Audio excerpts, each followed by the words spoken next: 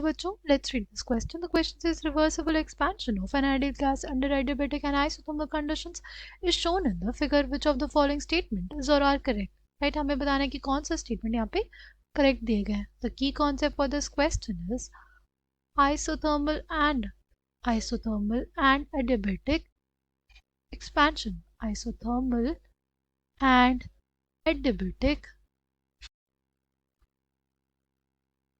expansion. Right? अगर हम लोग बात करते हैं यहाँ पे आइसोथर्मल एक्सपेंशन हो रहा है, क्या हो रहा है? Reversible isothermal expansion. आइसोथर्मल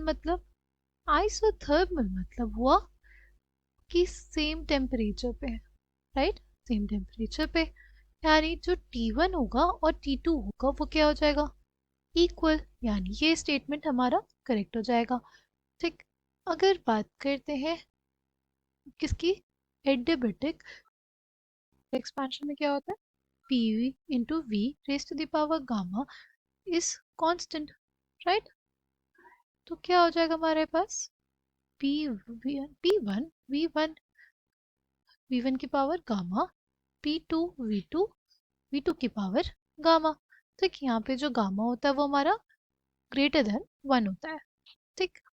अच्छा, अब P1 की जगह हम लोग क्या लिख सकते हैं? P1 की जगह हम लोग लिख सकते हैं RT1 by V1 और P2 की जगह क्या लिख सकते हैं? RT1 by V2. अगर हमारे पास क्या हो? Number of moles of gas कितना हो? 1 हो. ठीक. P1 की जगह लिख दें RT1 V1 इंटू V1 की पावर गामा.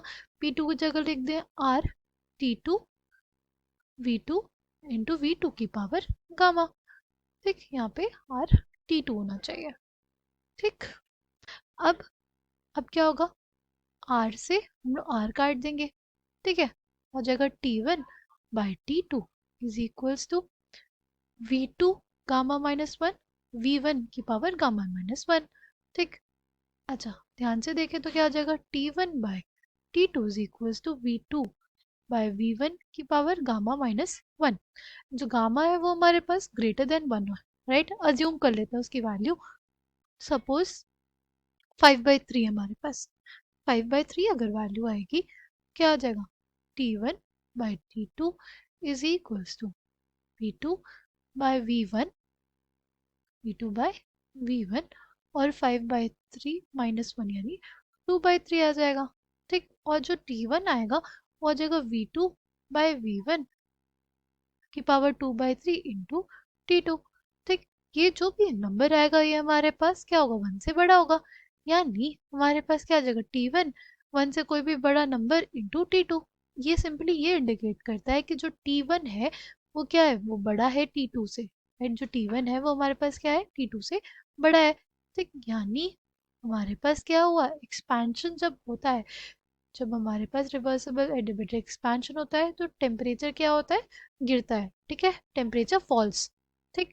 इस वजह से हमारे पास ये जो स्टेटमेंट है कि T3 ग्रेटर दैन T1 ये गलत हो जाएगा. इनफैक्ट T1 जो होता है वो T3 से बड़ा होगा. ठीक. फिर हमारे पास option C W isothermal is greater than W adiabatic, ये स्टेटमेंट करेक्ट है क्योंकि ये जो आइसोथर्मल वाला कर्व है, राइट, आइसोथर्मल वाला कर्व है, उसको देखें तो एरिया अंडर द कर्व इसके लिए जो आ रहा है वो क्या है? ज़्यादा है. क्या है? आइसोथर्मल के लिए अगर और ये एडियाबेटिक के लिए तो एरिया अंडर द कर्व की बात करें, पीवी कर्व में एरिया अंडर द कर्व हमें क्या दिखता है? वर्क. तो आइसोथर्मल के लिए जो वर्क है वो ज़्यादा है किससे? एडियाबेटिक से. एडियाबेटिक को हमें मार्क किया ग्रीन से, तो जो हमारा आइसोथर्मल में वर्क है वो ज़्यादा एडियाबेटिक से, इसलिए ऑप्शन सी करेक्ट है. ठीक. अगर बात करते हैं ऑप्शन डी की, वो हमारा इनकरेक्ट हो जाएगा बिकॉज अगर आइसोथर्मल प्रोसेस है तो उसके लिए NCV डेल्टा टी के अकॉर्डिंग जो डेल्टा यू है, डेल्टा टी क्या हो जाएगा? 0. डेल्टा यू आइसोथर्मल के लिए क्या हो जाता है? 0.